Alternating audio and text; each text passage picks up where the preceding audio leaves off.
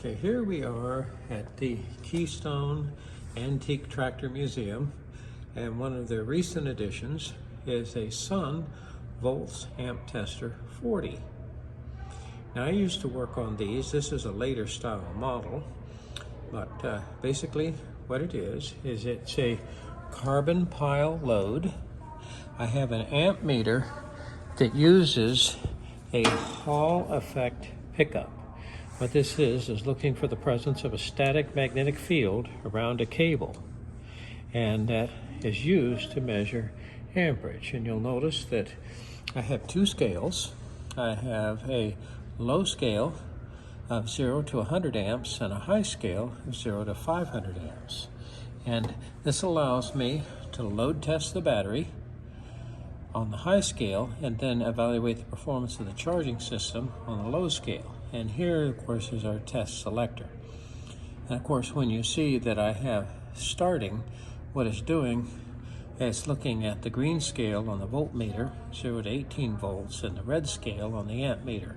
And of course, I can see whether I'm obviously discharging or charging the battery. And of course, there's an arrow on the amp pickup to note the direction of electron flow.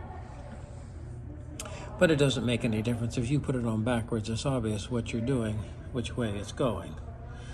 All right, now if I switch over here to charging, what it does is it moves over to the blue scale. And of course, I'm looking at whether the alternator is charging the battery and supplying the electrical load on the vehicle, or if I'm having to go the other direction. Now, what happens is this is actually going on the cable to the battery. So obviously, if I want to evaluate the performance of the alternator, I need to start to load test the battery, and I'm measuring current flow from the alternator to the battery.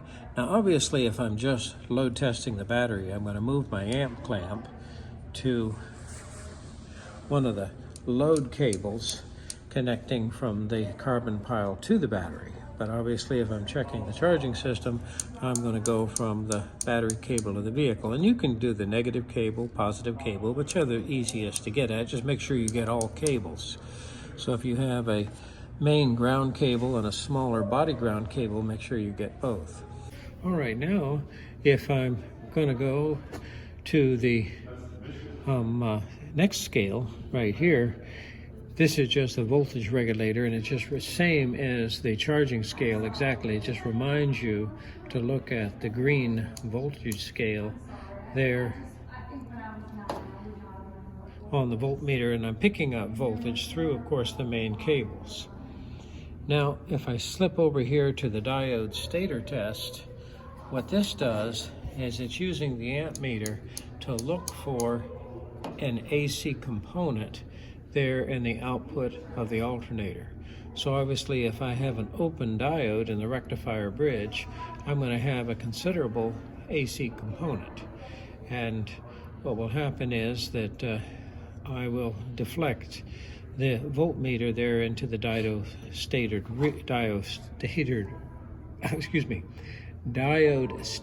region. So what is that trying to tell you? I have an open or shorted diode in the rectifier bridge, or I have a problem with the stator winding.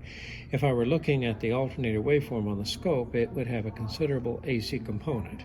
So I'll be moving into the red scale. Otherwise, if the alternator is basically in good health, I should be in the OK region. Now, if we look here at this selector, what this is for, and this allows me to decide what I'm doing with my voltmeter.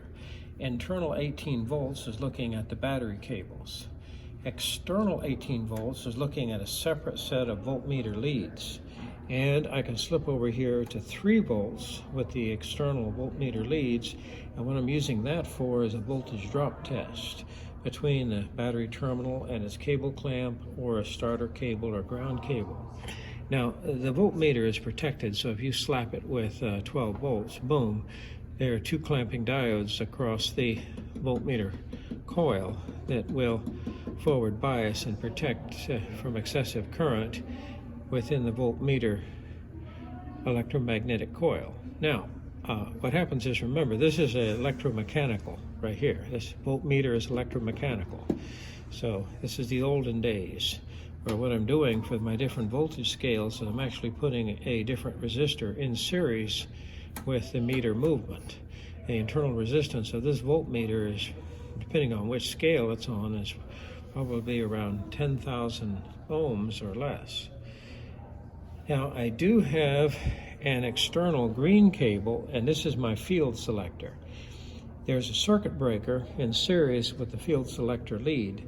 So what happens is if I want to a full field and alternator, using that field cable, I can either connect to ground or connect to the battery. And so we have a field style A or field style B. And I can't remember exactly which is which, but one is I'm connecting the lead to ground, the other I'm connecting it to the positive terminal of the battery, which would be my battery cable. Now don't worry, you're not going to burn up anything, because there is a circuit breaker inside that's going to, I think it's about 5-6 amps. You'll hear it click, just like a turn signal flasher, if excessive amount of current flows. So if you get on the wrong terminal of the alternator or the generator and you're trying to full field it, then what happens is the unit will protect itself. Now the carbon pile requires periodic maintenance. And this is actually, as the name implies, a stack of carbon plates that I'm pushing together with this brass screw, actually. Here's the off position. And the load light, what this is doing is it's just showing that I've closed the carbon pile. So there we go. And of course this gets, the carbon plates, they wear out, they break up, they kind of powderize and fall down into the unit, so they require maintenance periodically. 4 screws, I'm allowed to slide this whole shield off, this external part, and then do service on the unit. This was an excellent unit, very, very good. This is what put Sun Electric on the map back there. This was introduced in the 1970s and was considered continually used up through the 1980s.